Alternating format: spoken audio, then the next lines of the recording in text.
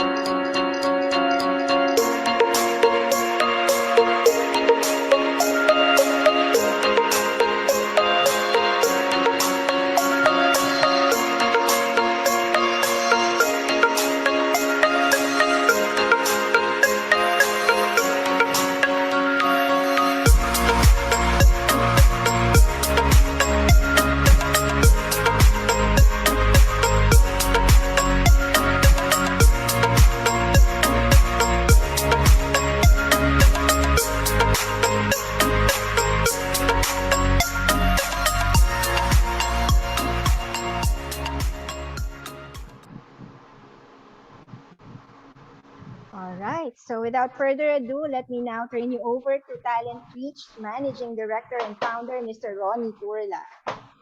Good afternoon to everyone who's here with us today, and welcome to our free webinar. Our monthly webinars are provided to you every month, and this is our offering for the month of October. So welcome everyone who is attending for today. So I know that the topic is very interesting. At the same time, for HR professionals, this is quite controversial, no? Because we all know that this is one of our kryptonite, no? So when I say kryptonite, this is something that really puzzles us. It really bugs us, and I would say, no, that this topic is very relevant as well, very timely because of the recent issue or concern about quiet quitting. So because of that concern, a lot of us in the field of management, in the field of HR, no, became concerned on how we can be able to manage our employees. No? Specifically for today, we're going to cover the topic of underperformance. No? And for a lot of us, we've really encountered how to manage people. And, even from my own experience, no, I find it challenging to be able to handle underperformers. No?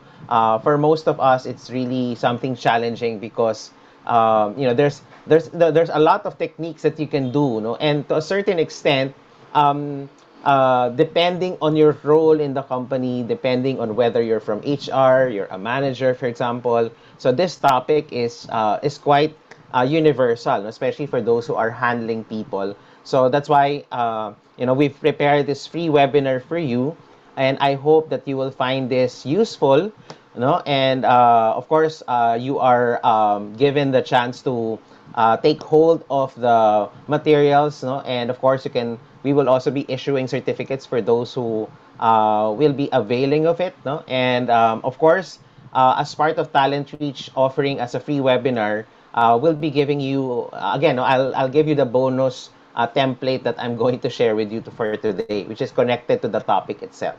Okay, so yeah, so again, I'm thrilled to be here with everyone here. We've been doing this since 2020, so I'm quite nostalgic because when we started the free webinars during the pandemic, we've had really a lot of people going to our free webinars, and we'd like to thank everyone here who's devoting their time to listen and also participate with our free webinar. So again, I really appreciate your participation in this program. Okay, so without further ado, let me now jump into our program this afternoon. And by the way, no, in the program this afternoon, we're going to discuss the topic of underperformance. So, and later on, I would also encourage you to participate kasi meron tayong poll. No? So meron tayong survey na gagawin. So I hope you can participate with that one. And as part of the handouts that you'll be getting, we'll also be sharing kung ano yung lumabas doon sa poll, no? And at the same time, we will be providing you the questions plus the answers to the things that we have, discussed for today.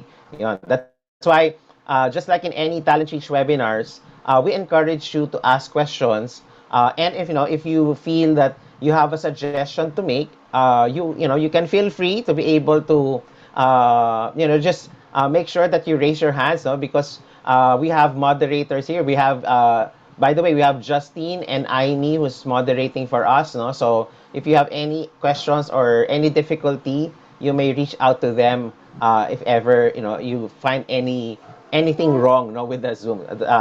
Sabi nga natin, no, technology nowadays medyo sometimes erratic, no, if ever. Okay, so those are the things, no, that I'd like you to take note. So later on, I will be encouraging you to participate in the survey. Okay, so let me now start and upload yung aking presentation material.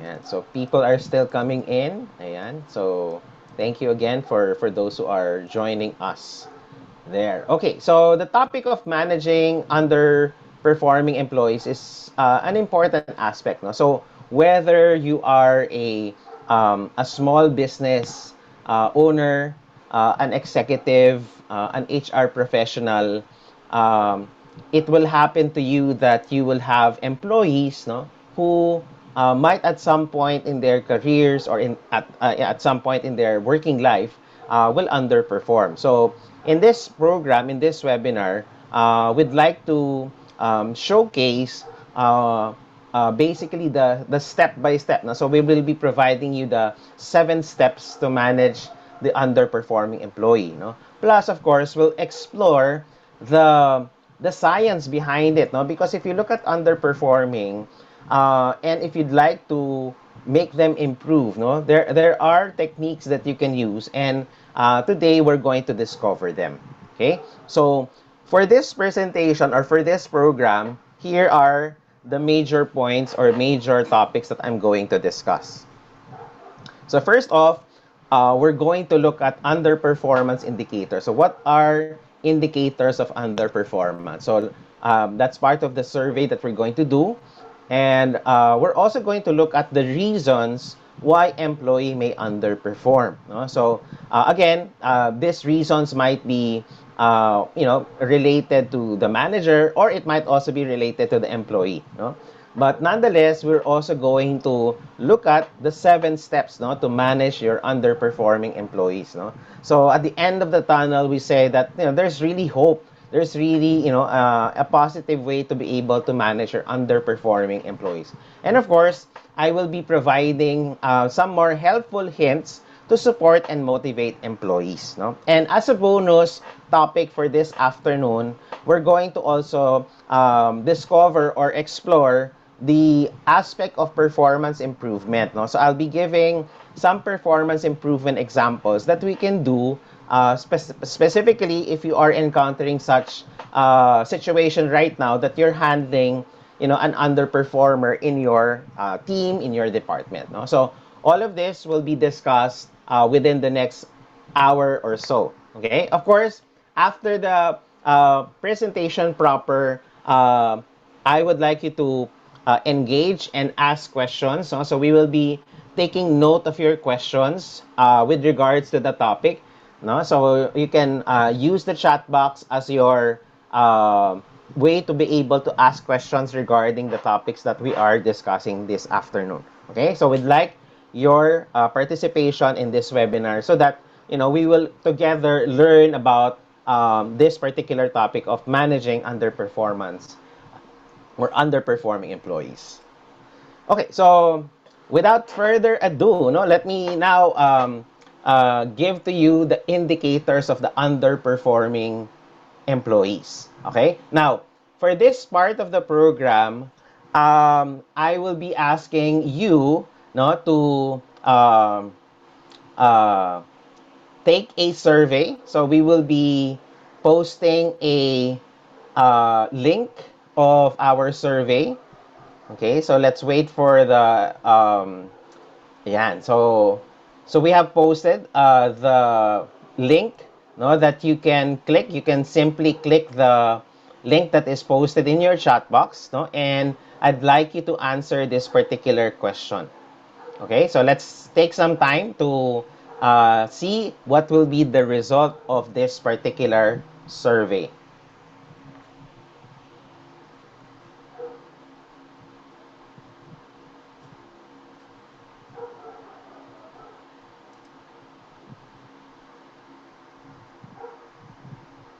Ooh, yeah. So these are the questions and these are the choices. No? So let's see what will be the resulting um, survey. Wow. Mhm. Okay. So very good. Ano? So there. So okay, you can still join the poll or the survey.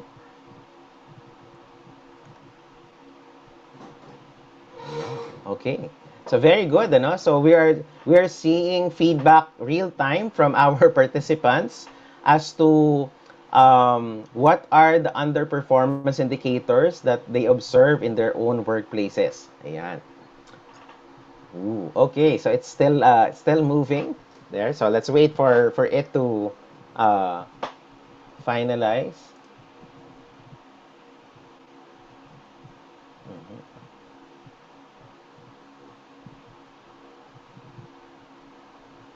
Okay, so again, we're still seeing the chart moving. Okay. So far we have 40 people who are responding to it. So you can still participate. Go ahead and participate in the survey so that we can see what is the common underperformance indicator.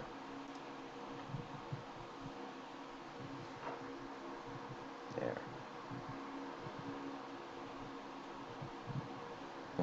Okay.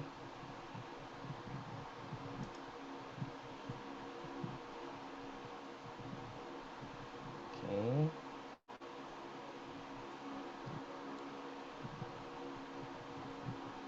It's still moving. So we now have 50 respondents to the survey. Go ahead. We can still participate in the survey.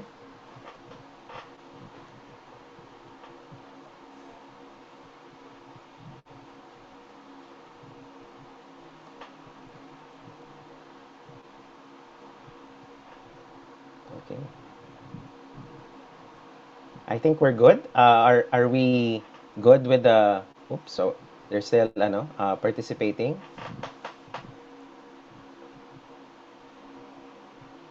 Okay. So let's try now to see the results. So as you can see from the survey, okay, more or less, we can see that the first indicator is the mismatch between the employee's abilities and demands of the job. No? Yeah, so very, very interesting. No? The second, as you can see here, is low workplace happiness as a toxic working environment. Okay, so apparently a lot of our working environment is filled with toxicity, and I've been hearing that particular term with a lot of workers right now.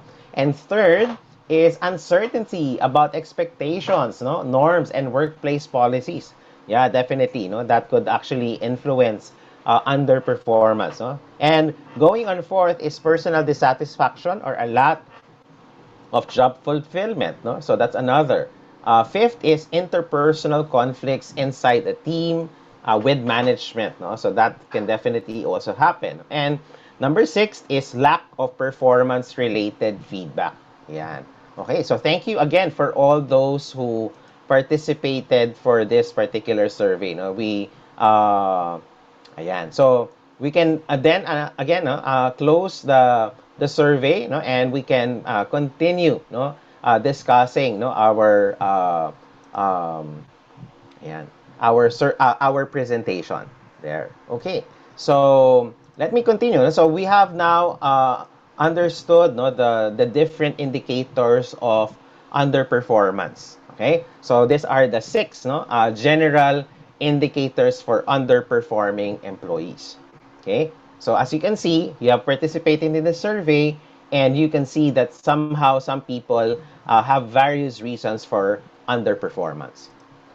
Now, first off, we need to identify and define underperformance. No? So, underperformance for this webinar is defined or can include the following things. No? So, it could include unsatisfactory work performance, inappropriate behavior at work, which can include negative or disruptive behavior, and non-compliance with policies, rules, and procedures. So this is the definition of underperformance. Okay? So again, for everyone's understanding, this is how we define underperformance. Now, on the other side of the fence, we can see that the manager of the employee, of the underperforming employee, has to also pay attention to his or her own behavior. Okay? So, what are certain things that could contribute to underperformance? Number one, mentioned here, is little to no frequent performance management to evaluate employee satisfaction. Okay? So, managers who are not so keen on doing performance management, whether it's his own style or even the requirements of the company, can actually bring about underperformance. No? Number two is that putting aside employee well-being solely for achieving material targets. No? So unfortunately, in the workplace right now, this could happen simply because some managers tend to focus more on just achieving something that they can gain from rather than helping the employee also focus on the well-being.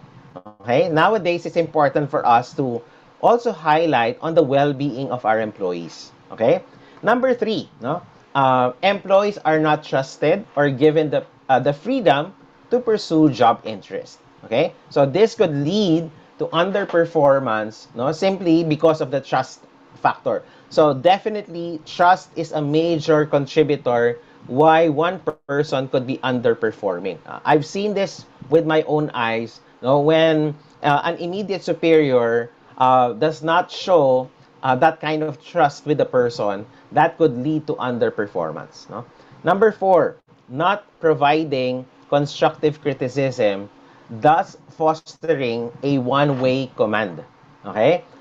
It's important that we foster two-way communication in our workplace. No?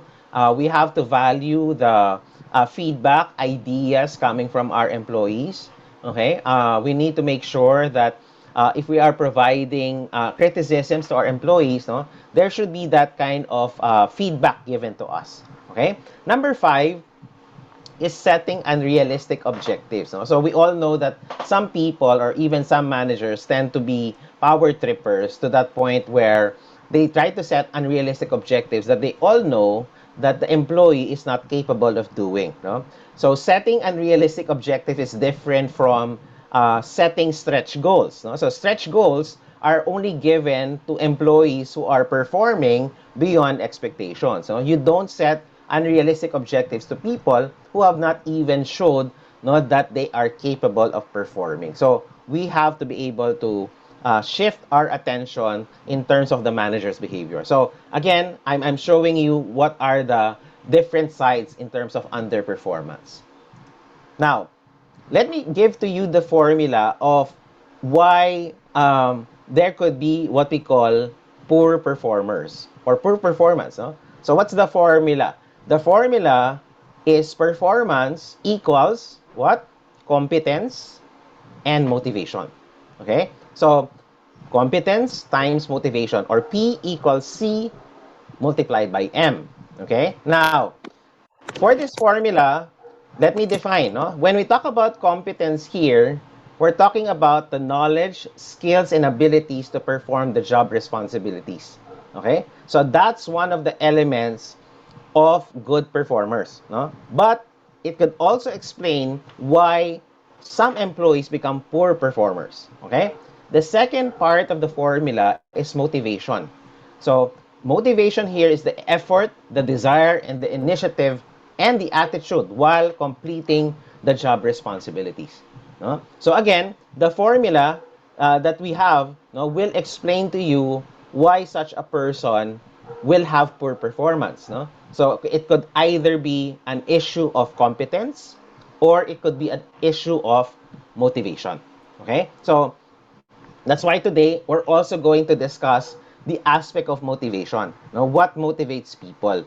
So that's something that we need to be able to look into in terms of poor performance.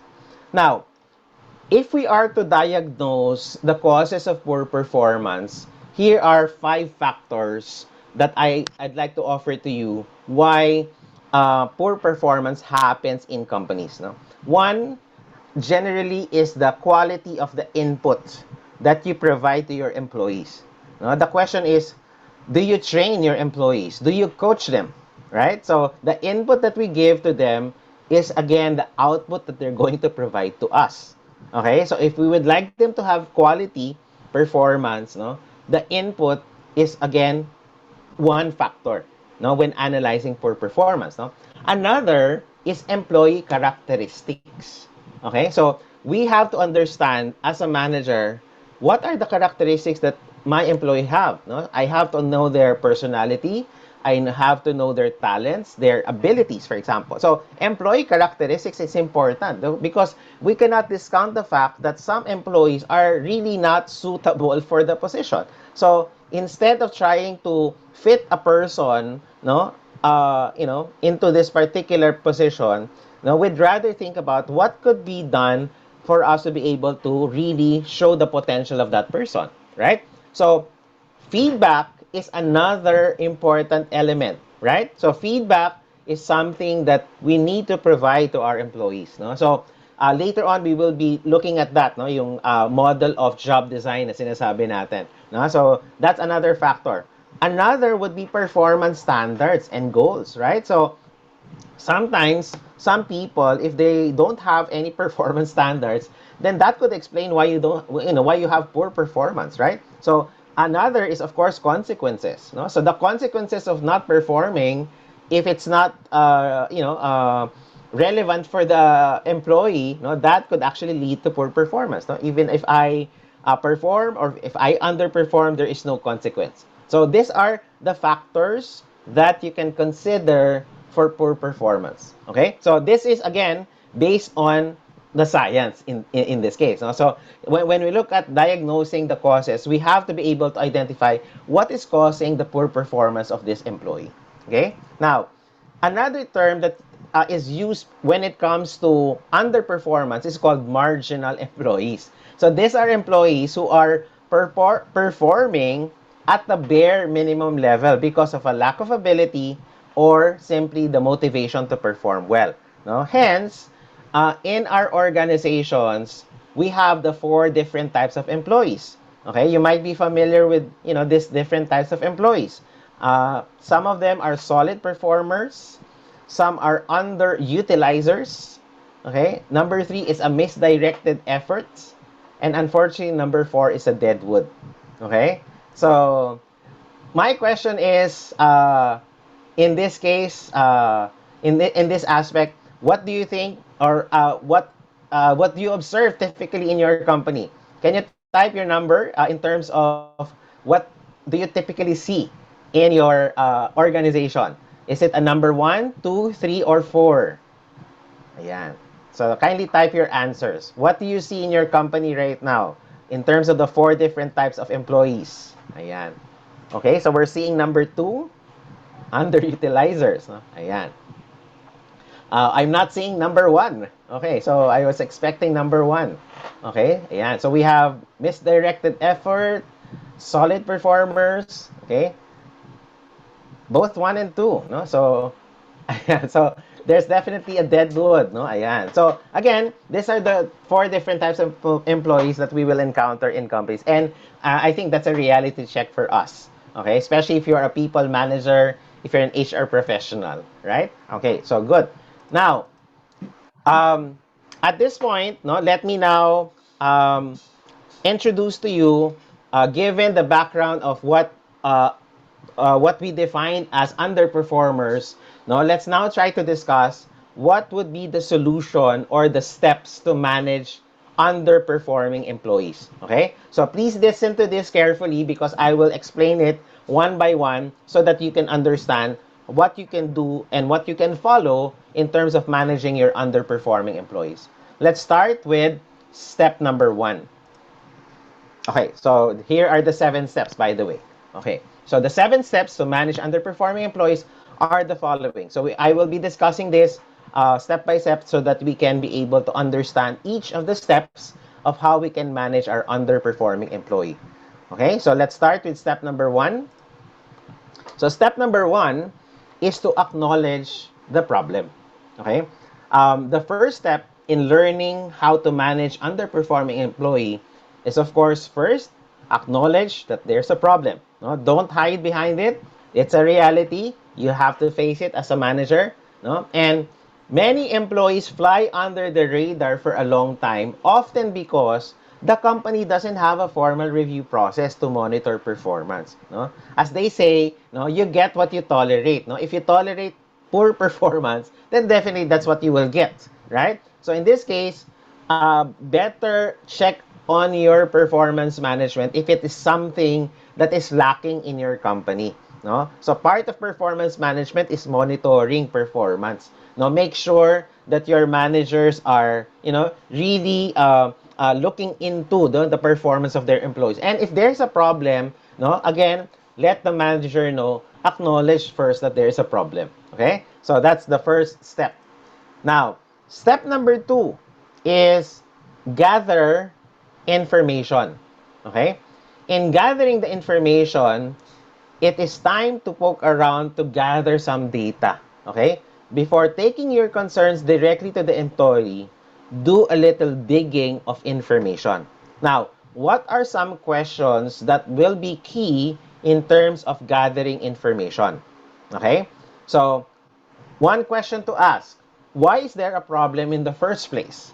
Okay? So, you'll have to backtrack the employee. You know, what is the employee's record, history, previous performance, what was the result of the selection of this particular person. So these are some questions that you can try to ask with regards to the employee. No. Second, is it because the employee was not properly trained? Okay, so we'll have to backtrack and say, did the person have the proper training? If not, then that could lead you to a solution, right? So you need to be able to either engage in a training, which is one of the ways that you can actually address an underperformer. Number three, is the employee not a good fit for their current position? Okay, so again, we have to make sure that when we say that the person is not a good fit, we have to provide certain supporting information. No, we cannot simply just assume, no, or judge a person that the person is underperforming. No, so remember, if you have an underperforming employee, no, the least that you can do is to judge the person. Okay, to help the person, you need to help that person by telling them a reality check. Okay, you do not judge them immediately. No, that you are no good, you're stupid, or something like that. No, so make sure that you tell the person that something is wrong in terms of what they're doing. Okay, and another question to ask that is very logical also, could their talents be better used elsewhere? So that means that you are recognizing that this person might have a good talent to use, but not necessarily in the position that is under you. Okay, so that is something for you to think about, no? And in HR, that's what we call redeployment. Okay, when I say redeployment, no, you redeploy a person to another position where his or her talents could actually be maximized rather than sticking to you, for example, as a department or as a immediate superior. Maybe you can try to transfer them or use job rotation as part of your employee development technique. Okay, so again, gather information when you acknowledge the problem. Okay, so put in some work to form a hypothesis around why the employee is struggling. So it's very important that when you have an underperforming employee, it's important for us to have a curious mind. No? So as a manager, instead of being judgmental with a person, you have to have curious mind, no, to look at a particular situation and form a hypothesis. As mentioned, no, there are questions that you need to ask. No, so in gathering information, no, try to get this particular source of information and come up with a particular hypothesis. Bakit kaya, di ba? The question of bakit kaya yung employee hindi siya nagpa-perform. So that is a question. Okay? And once you have a question, that will eventually help you lead to a solution or to an answer. Okay? I hope that that makes sense. No? Now, that's step number 2 for you. Okay. Step number 3 is to speak directly with the underperformer. This is now the tough or the challenging parts. Okay? So once you've gathered enough information, not you will now have a reasonable discussion to take your concerns to the employee directly. No? Now remember, do it privately and confidentially and make them feel comfortable and help them see that you are there to help them. Okay? Remember, go in a positive attitude and seek for understanding. Okay? Again, I've always been a firm believer for, the principle of Stephen Covey, no? Pagdating dun sa seek to understand first before being understood. No? So if you want to be understood based on your own problem, make sure that you try to understand the other person as well. Okay?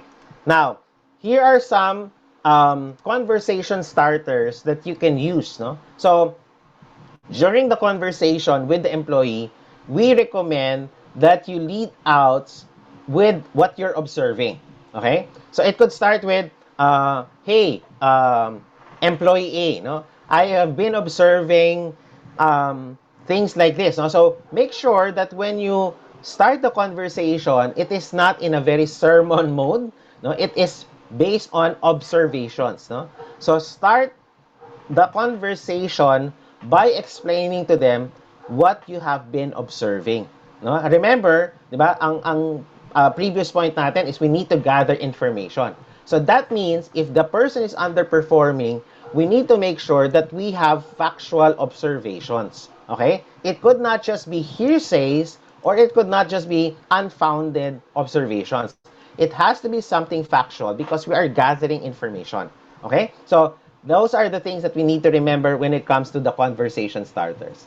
Okay? Now, after that, share your hypothesis about why you think they're underperforming. So as a manager or as a leader, no, you need to tell them, this is what I'm observing, this is what I think. Okay? So explain that you have been observing the behavior for some time and that you don't want to make any stop judgment before addressing the issue directly with them. Okay? So once you have explained your observation, give the employee the time to explain their side of the story.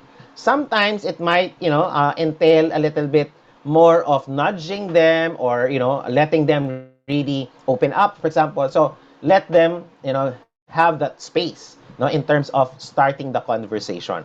Okay? What's important here is that you start the conversation. No? If you avoid this conversation, it will, be very awkward for you to actually deal with underperformance. No? Because some of us, for example, even as a manager, no, we tend to have that kind of mentality that we don't want to, you know, um, make the person feel very awkward when we talk about underperformance. Okay? But this is something that we have to face as a reality because we have been observing their behavior. Okay? Now, step number 4, after having the conversation, is to create a plan with the underperforming employee. No? So, if you have reached sort of a consensus on what the person is doing, now it's time to document it. Okay? So, time to make a plan and remember to begin the planning process with encouragement. Of course, help the employee know that you believe in them and that you believe they can turn things around. That's an important point here. Let me emphasize this. Okay? So, this particular point here is important. Okay? Because if you believe the person has the capacity to turn things around, no, then definitely, no, you will follow the law of expectation. What is the law of expectation? If you expect the person to solve the problem, then they will. Okay? Because you believe in them, right? So remember, problems like this are not solved directly by managers. Sometimes it is the employee directly who knows the solution to it. Unfortunately, as I've said, a lot of things in the workplace could, intervene. No, that's why it's important that you encourage the person who is underperforming. Okay? Give the employee the reason to believe that if they follow the plan, they will remain in good standing with the company. So remember, let them know that you are one with them with regards to the underperformance. No? You don't want to leave them behind, but you'd like them to have a good standing with the company. Not necessarily you, no, but with the company. That's an important point to make when you are trying to create a plan for that particular employee. Okay? Yeah. So I hope I'm making sense. No? We're on step number 4. So create the plan with underperforming employee.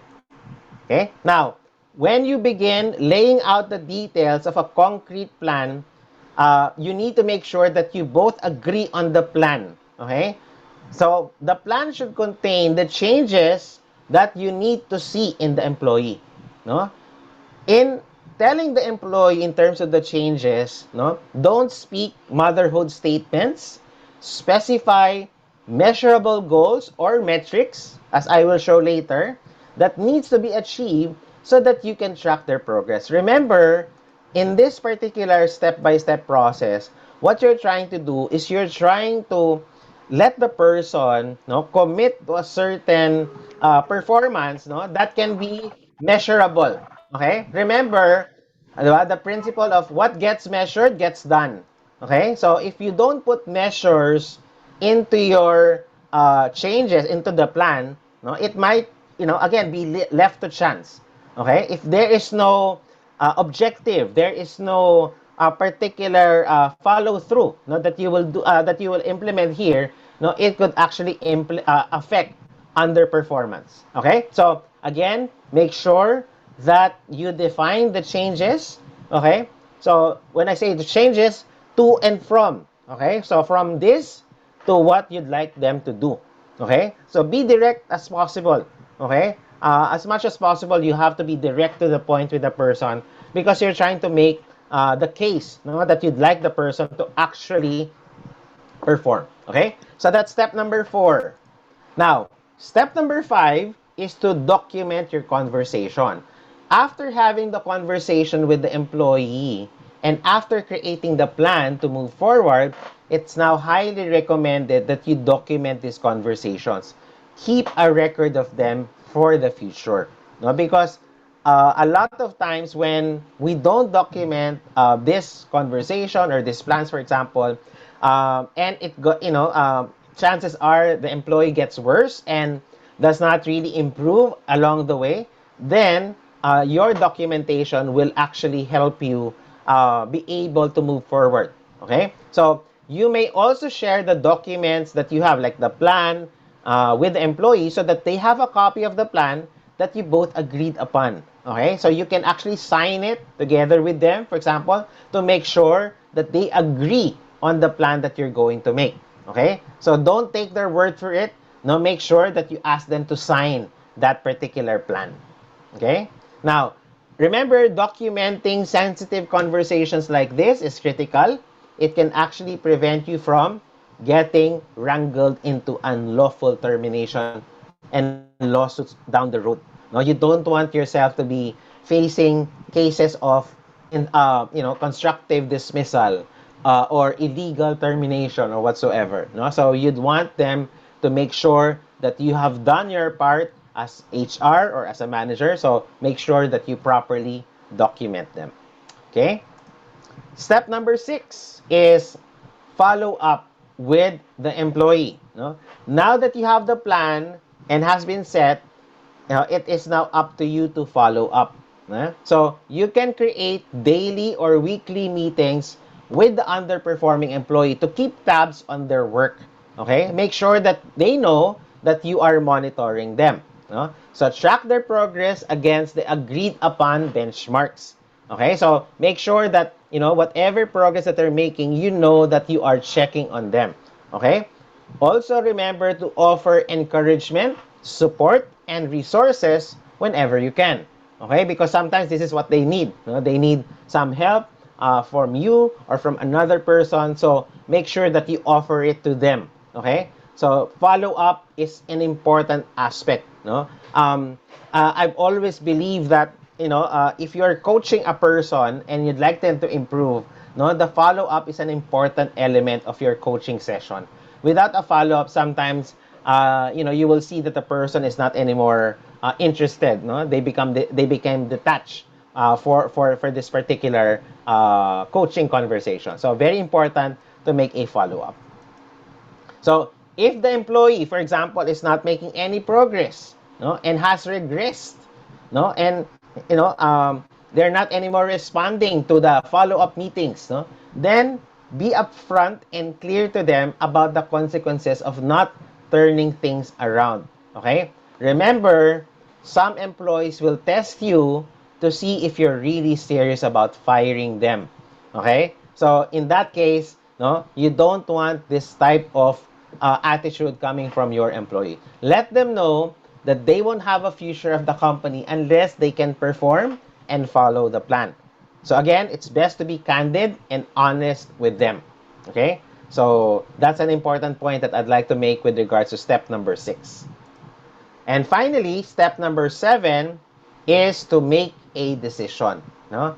After a certain amount of time, which will probably be determined by your plan that you have created with the employee, then the moment will come when you'll have to make a decision about the employee. Okay? You'll need to decide if the employee has shown that they've earned their place in the company.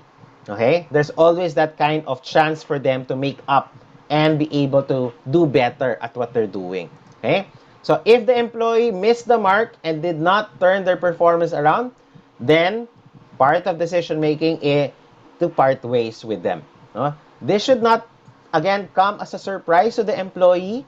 As again, they are well informed of the expectations that have been set for them because of the underperformance. Okay, so step number 7 is the final step, no, that we'll have to take in terms of the underperforming employee.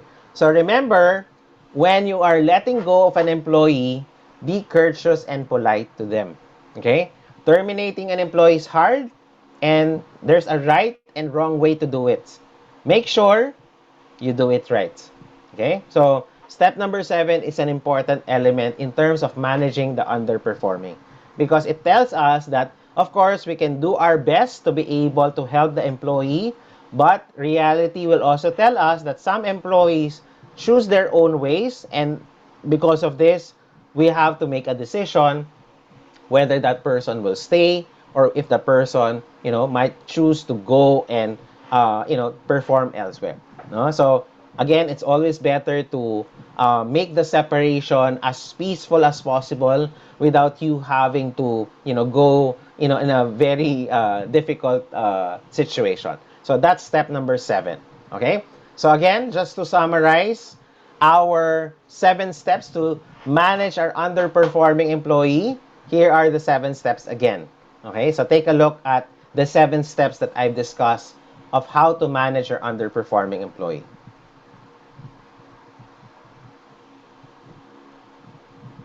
Okay, so I hope that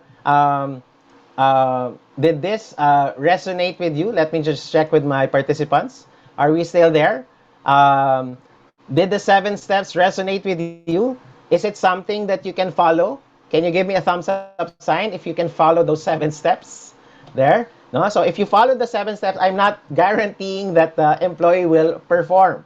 No? But we're guaranteeing that you're going to follow a good process. Okay? Because that's what's important here. Okay? Now, I'm not yet done. We're not yet done with that particular, let me continue, So thank you for the thumbs up from our participants. Okay, so now that we've seen the 7 steps to manage our underperforming employees, here are some more tips that I can share with you on how to manage underperformers. Okay, number 1, um, try to mutually agree to your performance expectations. So, agreement with performance expectations is a good way to handle underperformers, because challenging them could actually make that trick. It will actually make them realize that they can perform better. Okay.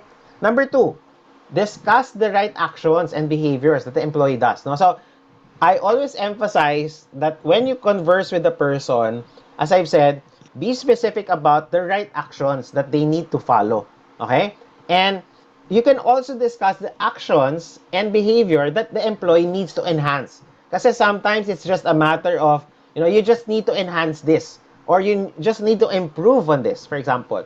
So you always have to be able to see through what the person is doing right.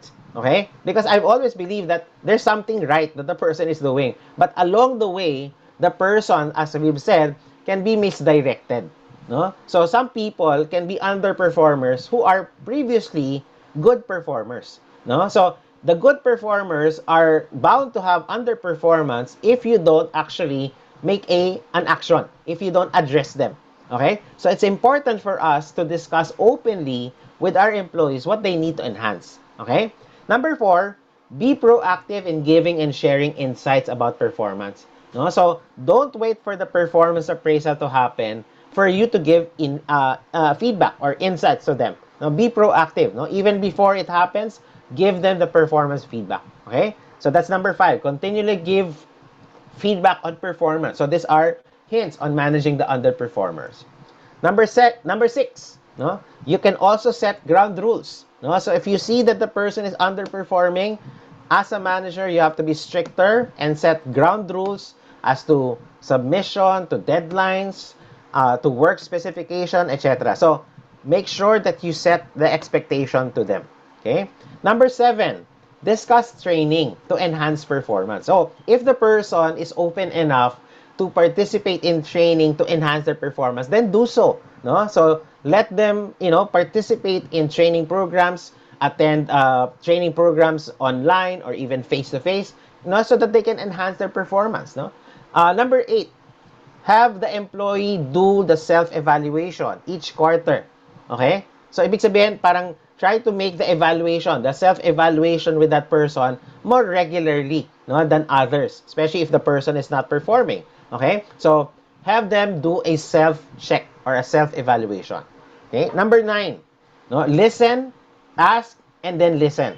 No? Sometimes underperformers, short to say, they're what they call in Filipino, KSP, kulang sa pansin. Diba? So, in this case, you need to really give them the listening ear. No? Listen to them on what they're experiencing or what they're encountering and be able to offer some help or support for them. No? And finally, number 10, refocus on the goals, the changes, and the career development. Okay? So if you see that the person can really turn around the situation, then tell them, here is your career development. Okay? So encourage them, motivate them on how they can refocus themselves in terms of their goals. Okay? So these are helpful hints that you can use in terms of managing the underperformers. Now, here are great questions that you can ask your employee when they're underperforming. No? One question is, does this job fulfill your need? Ano ba yung need? Ano ba yung kailangan mo with your uh, life right now, with your job right now? No? So that's a great question to ask directly to the employee. Second, do you feel challenged performing this responsibility? Okay? Do you feel that you are challenged? Because sometimes some people are not challenged anymore, right? So you need to tell them, are you challenged by this job? Kasi if not, then again, as we've said, performance equals competence and motivation. Okay? Another great question is, if you had everything you needed to perform in your job, what would you be doing now? No? So if you have been given everything that you needed to perform your job excellently, what would you be doing now? Okay? Those are great questions to ask your employee if they're underperforming.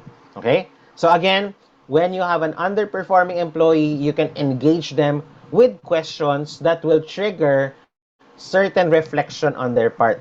No? Because sometimes underperformers can be really misdirected. No? As I've said, some of them might be performers before, but for some reasons, they become underperformers. Okay? Now, here's the bonus topic that I was discussing earlier. No? So we have already discussed the 7 steps of how we can manage underperformers. No? Now, related to this is what we call performance improvement plan. Now, what is performance improvement plan? A performance improvement plan is actually a document that lists where the employee is falling short and what he can do to improve. Okay? This is normally a related policy or program that you do as part of your performance appraisal. Now, sometimes, some employees would need the PIP or the performance improvement plan. So, only for those who have that particular qualifications, then you can introduce the performance improvement plan. Okay? So, the performance improvement plan is a written document. So make sure that it's something written down. And then it is submitted to HR. Okay? Or kung si HR ang gumagawa, then HR be able to submit. No? Now, it has a deadline for meeting that objective, usually 30, 60, or 90 days. It's up to you. Okay? Now, it also states the consequences should the employee's performance continue to fall short. Okay?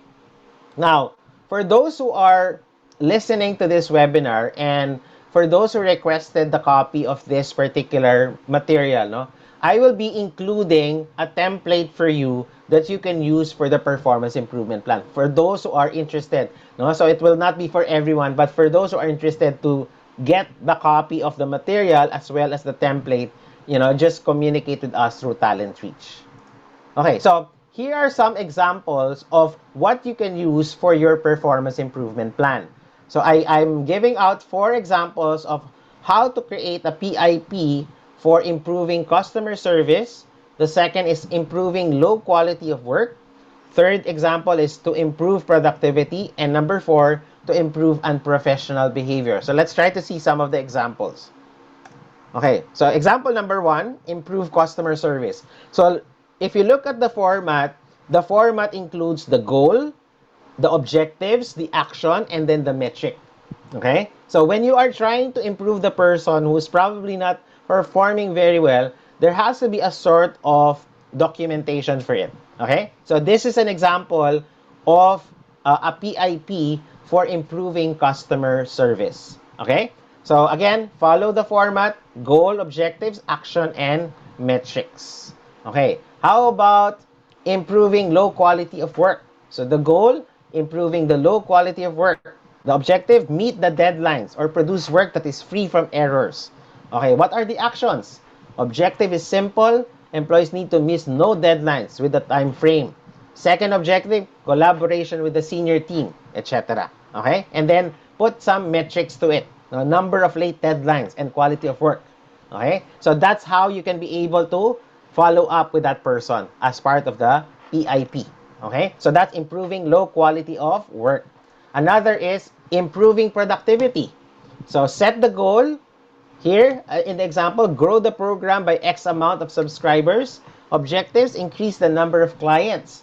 Subscribe to the program. No action, improve campaigns, better advertise, benefits of the program, etc. Okay? So those are ways that you can try to be specific on your performance improvement plan. Okay, how about improving unprofessional behavior? So the goal, to cease the behavior entirely. Objectives, no? Arrive on time, treat others with respect, or attend all required meetings. Okay? So the action, ayan, ito yung actions and metrics. Okay? So those are examples of your PIPs on what you can do. Okay? So again, we will be providing to you the template for it, and of course, you have the examples that goes with this particular presentation material. Okay, so I hope to a certain extent I was able to help you document something, especially if you have an employee who is experiencing this type of improvement that is needed for their behavior.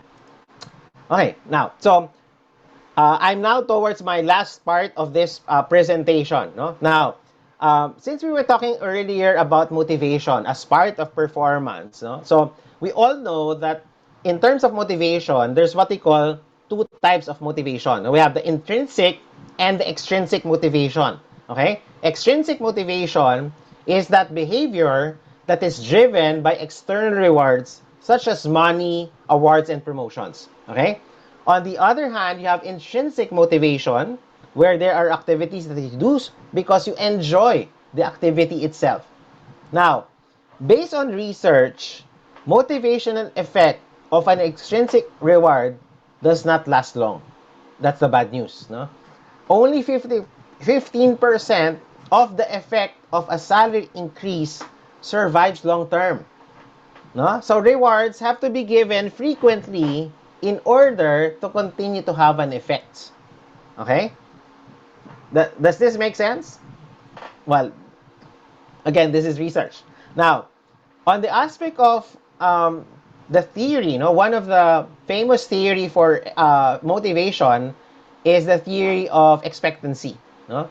The theory, according to Victor Broom, sabi niya, theory has shown that for an award to work, employees have to believe that the increase in effort will actually yield an increase in the reward.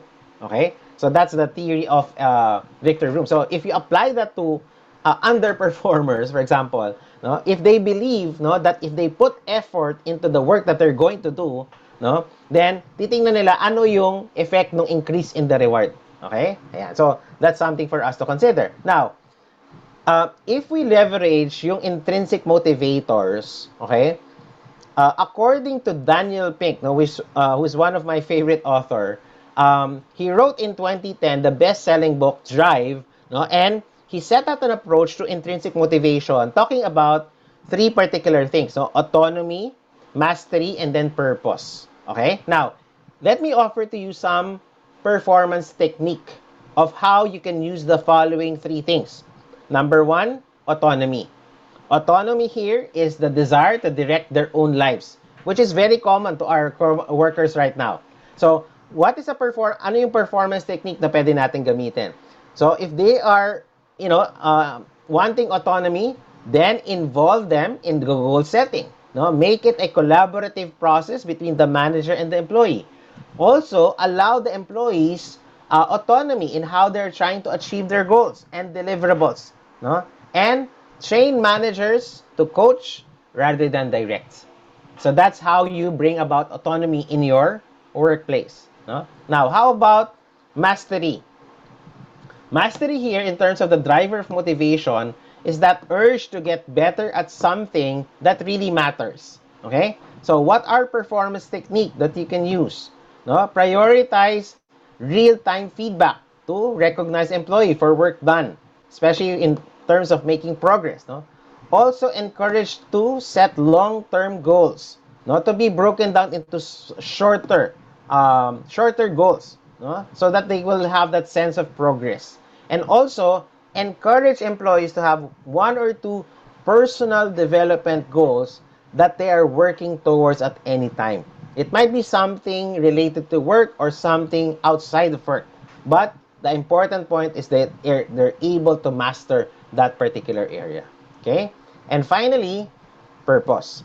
Purpose here, again, is defined as the yearning to do what we do in service of something larger than ourselves. Okay? So, what is a performance technique? Ensure that employees understand the goals of the organization and align them to those goals. No? And ensure that the goals of the company are not all about profit and financial metrics. Again, include some goals that are employees can actually contribute to. Okay? So it's not all about the profit and financial metrics. Make sure that you have goals that are outside those particular areas. No? So those are the three things that will drive the motivation of that person. So again, mastery, autonomy, and purpose. Okay? So again, this is based on the theory of Old Man and Hackman. So para lang may idea tayo, saan ang galing yung sinabi ni Daniel Pink? Galing siya dito sa theory nitong mga psychologist na to. No? So ito yung tinatawag nating job dimension aspect. Yan yung theory natin. So again, according to them, meron tayong three critical psychological state. No? Number one, we have to believe that we are doing something meaningful, no? And our work is important to other people. No? Second, they should feel personally responsible for how their work is done. Okay? And number three, they should learn how well they perform their jobs para ma-motivate sila. Okay? So ito yung five core job dimensions that we mentioned about making people motivated. Okay? So, this is something that is normally used no in research kung titingnan natin pagdating sa understanding performance. Okay? So, let me end my session. No? At some point, I will be opening the Q&A. No? So, we will be conducting very soon a master class on how we can conduct performance improvement plan. No? So we have given you a tip of the iceberg about how we can conduct our performance improvement plan, but we will be conducting a full program about it very soon. So if you're interested to know more about that, so just email us if you're interested to participate in the master class on how to conduct improvement plan. And with that, no, I'd like to end my presentation and open the floor to questions, clarifications, or any insights. Okay, so we're now going to move towards our Q&A.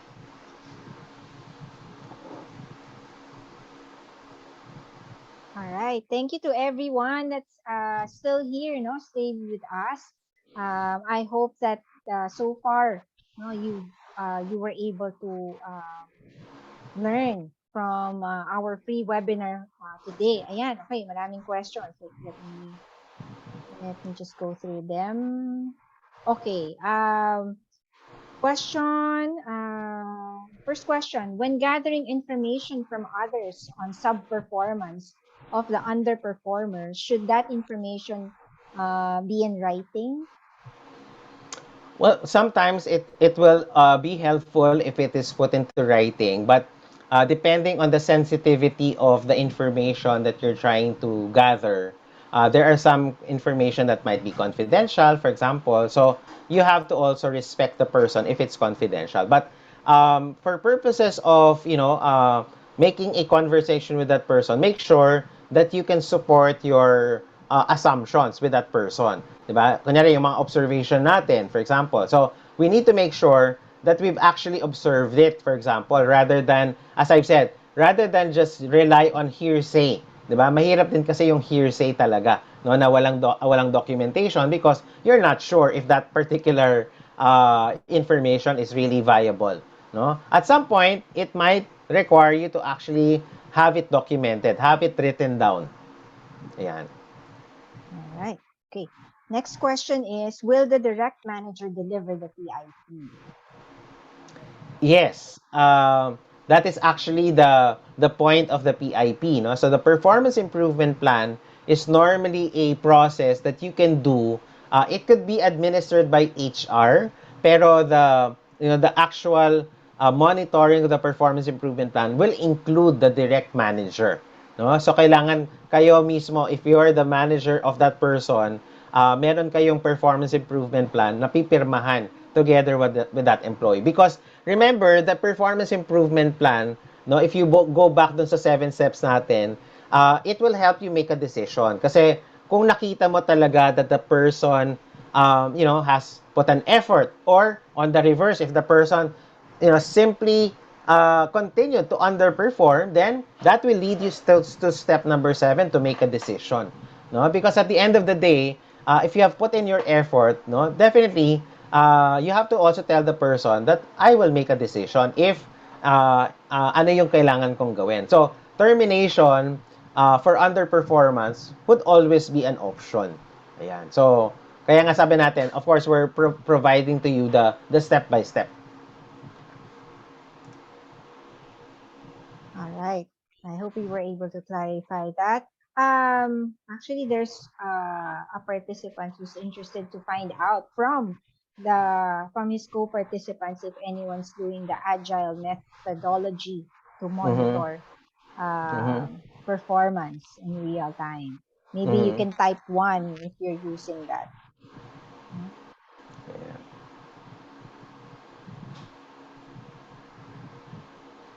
Yeah. So again, I encourage you to ask questions that you might want to clarify. Ayan. Go ahead. Okay, there's another question here. Can this be done through NTE notice explain, or you prefer a discussion then after the NTE admin hearing?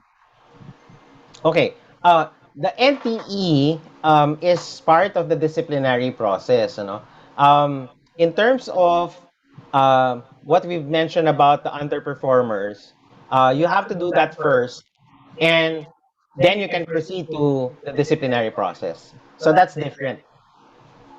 Hmm. All right. Okay. I think we have somebody who's raising their hands.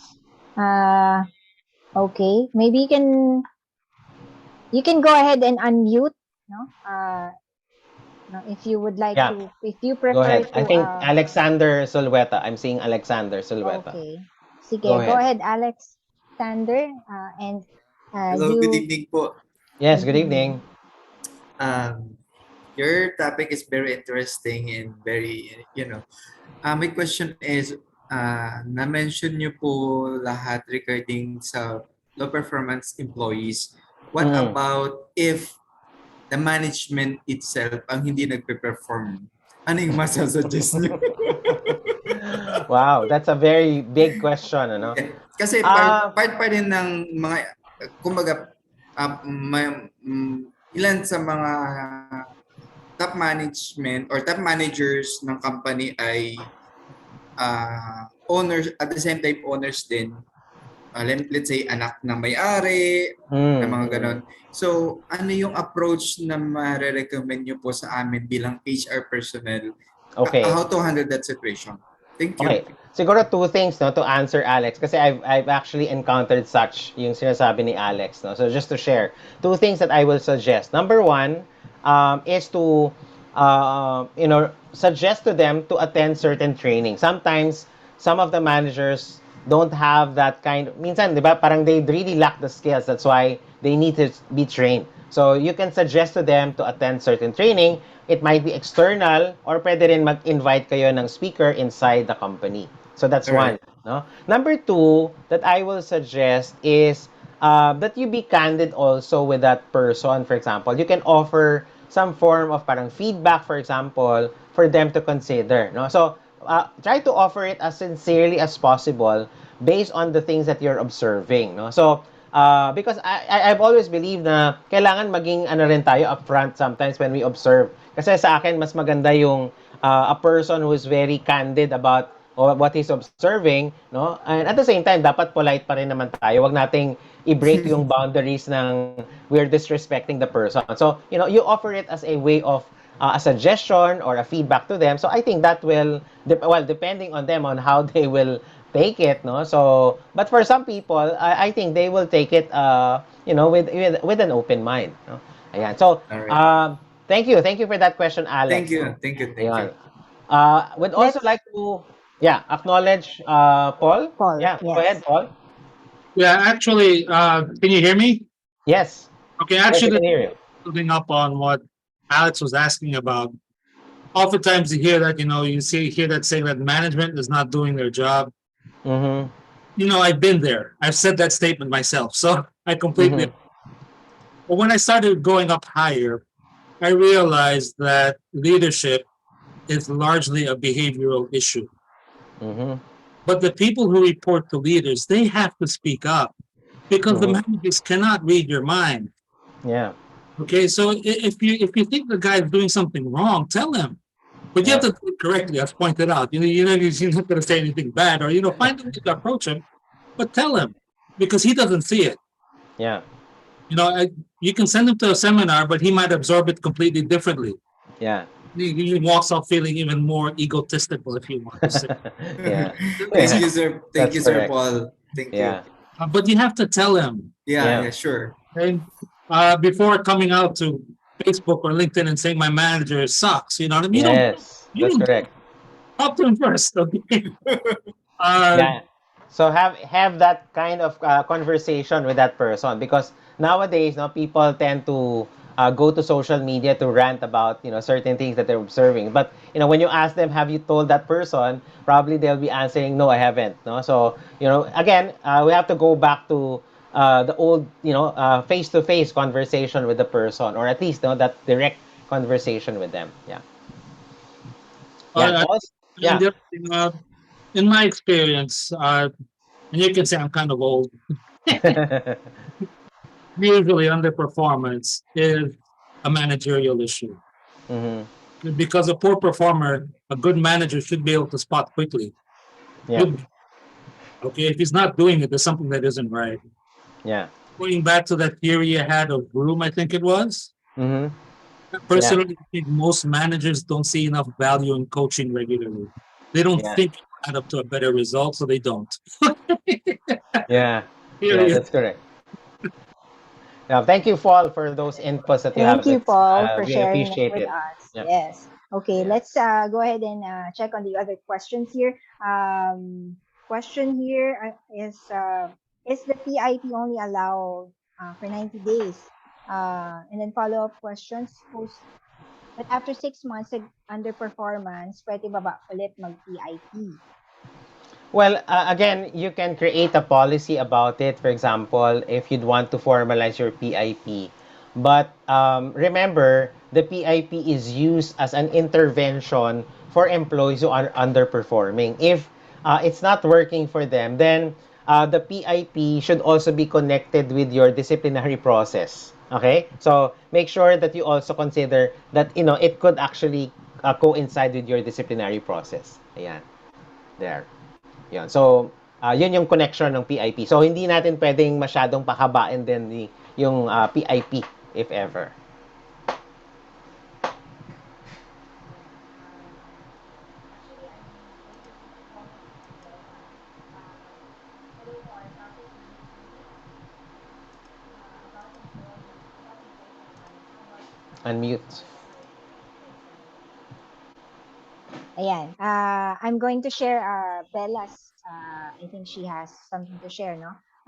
She says, "Hello po. Our topic lately about the employees' performance. How about the visors or their head?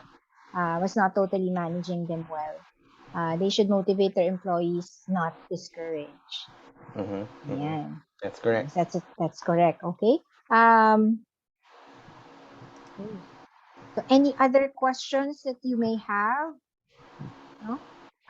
You can type that in on the chat box. And while you're thinking about the question, no, we'd like to invite you, no, so that you will be informed, especially for those who are joining us for the first time. If you're not yet following our Facebook page, please check our Facebook channel, which is Talent Reach. We also have a website. It's talentreachconsulting.com. So you can either send us a message on Facebook or some would send us a message on our website. So we do receive those messages. And you can also check the videos, some of the videos that the free webinars that we have, we put it also on our YouTube channel. So that's also Talent Reach. You can search for it and follow or subscribe. No? So, konti pa lang yung aming subscribers sa YouTube. But we're very much thankful because we have solid followers on our Facebook page.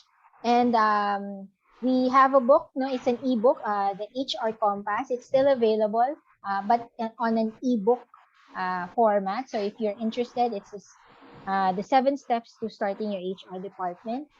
Just send us an email if you're interested to get that. It's only for 350 pesos. And if you would like to get a copy of the program handout, including all the resource material, so we always put in a bonus. No? Bukod doon sa mga sinasabi, program handout na nakita nyo, may mga bonus pa yan. Ronnie's always generous on that. Just send us an email at italentreach@gmail.com for a very minimum fee of only 200 pesos. That already includes a certificate of attendance. So, as we speak, no, nakaka-receive na ako ng mga email nyo. So, please expect a reply. And once I receive all your requests, there's a deadline. So, if you can send it by Monday, end of day, no, so that you could be included in the list of those who will be receiving the copy on Wednesday. So it's always 3 business days after our free webinar. So we'll be having our paid webinars most likely this November, hopefully, no, or maybe early December. We'll see for our last webinar of the year, and it's about we will post it on our Facebook page, so make sure you're following us. Ayan. Ayan. Thank you, Justin, for posting the links. Ayan. So let's go back to the question. Ayan. Do you have free seminar about managing compensation? Well, we have not done a free seminar on that, but you can follow us because we would share some valuable insights and topic suggestions on our Facebook page. And then we also offer it as a paid webinar. Yeah. So we'll be sharing with you, siguro later part of the year, we'll be announcing what are the list of seminars or workshops that we'll be having for next year. And hopefully we can do face-to-face. Ayan. Okay, so next question is from Ina. What if when discussing employees' performance with the employee, the reasons for their underperformance are beyond your control or outside the scope of your work? For example, personal issues or mental health. What can be the approach for this? Well, that's a good question to ask, ano. Sometimes, 'di ba, the issue of the employee could be definitely something that you're not capable of dealing with, no? So that's a reality. because there's only so much that we can do.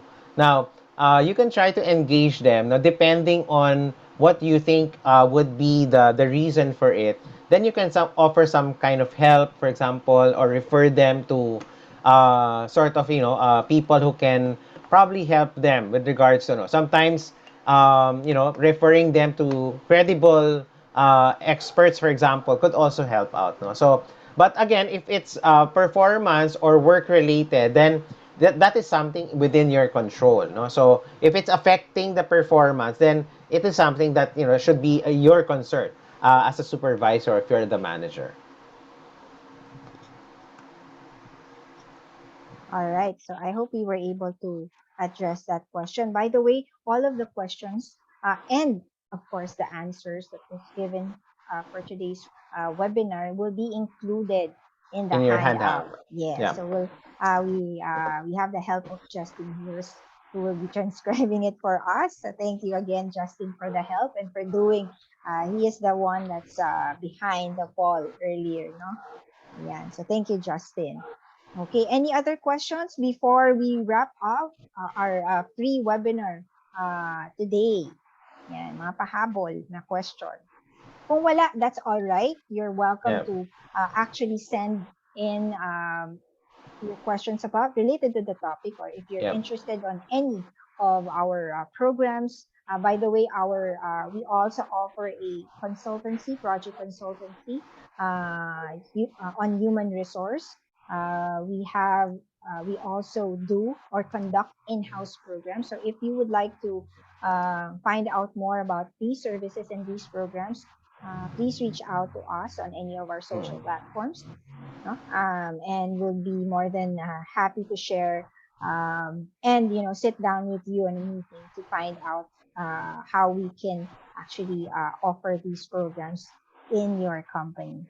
Yeah. Yeah. So let me just no again, or let me give this show of appreciation, no, for everyone. So thank you very much coming from me as a speaker for today. I was looking at the number of people. No, we were able to reach I think 100 at some point. No, so that was the peak. So thank you very much for those who participated in this program. So we really appreciate your time and effort listening and participating with us. So this will give us more motivation, no, to offer better and more interesting webinars. No, again, both free and also paid webinars.